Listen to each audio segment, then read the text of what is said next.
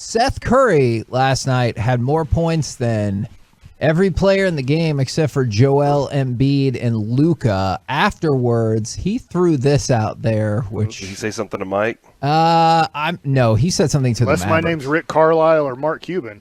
He said, quote, "Never nothing personal, man. I got a lot of respect for a lot of those guys over there. I just think they made a bad business decision, but it happens all the time. You know what I'm saying? It is what it is." And it was interesting, too, that he didn't say all those guys over there. He said a lot of those guys, but then said they made a bad business decision. Mike, where are you on that? Do you see it as a bad trade or just a trade that hasn't worked out, or what are your thoughts? I see it as a trade that hasn't worked out. I think Josh Richardson is not going to be as good of an offensive player as I thought he could be with the Dallas Mavericks. I think he's a decent role player. I think Curry is a great shooter and a nice role player on a team. I mean, I know that people want to put him on another level, but he's been with Portland. You know, he went Dallas and Portland and back to Dallas. I mean, he's been on other teams besides the Mavericks, and what he is he's a very nice shooter for you that's going to give you, some nights a whole bunch of points, but he's going to give you usually on average per game about 12 to 14 points per game. That's what Curry is. I like him. He's a good player. I wish he was still here. I wish we didn't have to give him up to get Josh Richardson. I wish it could have been something that was less valuable, but Philly saw him as a very valuable piece, and he's working out great for them. In fact, when you watched last night, they were even saying during the broadcast, I watched TNT, they were saying Philly's trying to trade for even more shooters because even though that they got Curry and Tobias Harris is a nice third player on their team, they want even more shooting to go around Embiid and Simmons, and that's what they're looking for in the trade market. If Seth was shooting, because he's shooting 47% from three right now. Wow, that's nice. If he had, because he's playing 29 minutes a game. If he was playing more, would that be exposed more, or do you think that he would be? That's a lot of minutes in an NBA basketball game. Yeah. I mean, only your superstars get into the 30-plus minute range. At 13 points a game, though, he is a fine piece to.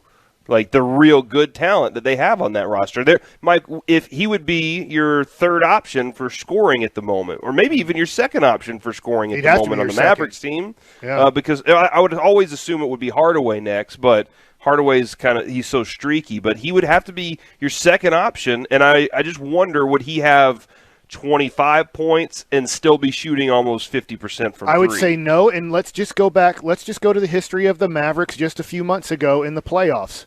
Curry goes off on the LA Clippers, and Porzingis is out. Surprise, surprise.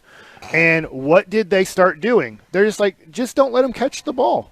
And then if somehow they get him the ball, crowd him so much, and then send another guy at him if he gets by him, and make him a non-scoring option, because we're going to take that away from the Mavericks, and we're going to make, whether it's Kleba or Dodo or whoever it is on the court at the time, just try to make the game tough on Luka and take away Curry. And Curry's like, well, crap, I'm not good enough to do that. I'm not good enough to all of a sudden turn into Damian Lillard or my brother. I'm not my brother. I'm good, but I'm not Steph. I'm Seth. And so when you do that, when you have on the court Joel Embiid, you want to leave him one-on-one? No. You want to let Ben Simmons have free driving lanes? No. Do you want to leave Tobias Harris, who's at this point a top 20 player in the Eastern Conference? No, not really. What about Danny Green sitting in the corner? Do you want to leave him wide open for threes? No, not really. And I'm not saying they're leaving Seth Curry wide open, but do you understand when you have five guys on the court that are threats in certain ways, why that opens up now he becomes a 50% three-point shooter? We're just missing three guys on the court that are as good as what Philadelphia is putting around Seth Curry right now. And it's worth noting that Seth Curry's always been a very good, efficient shooter. Yeah. Efficient career three-point shooter. But are you going to put your best player? What the Clippers did is they started putting their best defender on Curry. Do you think he's ever going to see the best defender in the playoffs? Do you think any team's going to go into Philadelphia in the playoffs and say, we got to put our best defender on Curry or we're finished? That'd be absurd, right? You have three other people that you absolutely need to account for because they will run your pockets if you do that. So, yeah, no, absolutely, that's a part of it. I'm kind of in the same place you are, Mike. Because because there's no way to get around it. Early on in like December and of course January, because December was very few limited games. The Mavs defense looked like there was an improvement, right? Like there was a step forward. Yes. And that was something that you talked about when you were talking about this trade in particular. The defense getting better because you have Josh Richardson.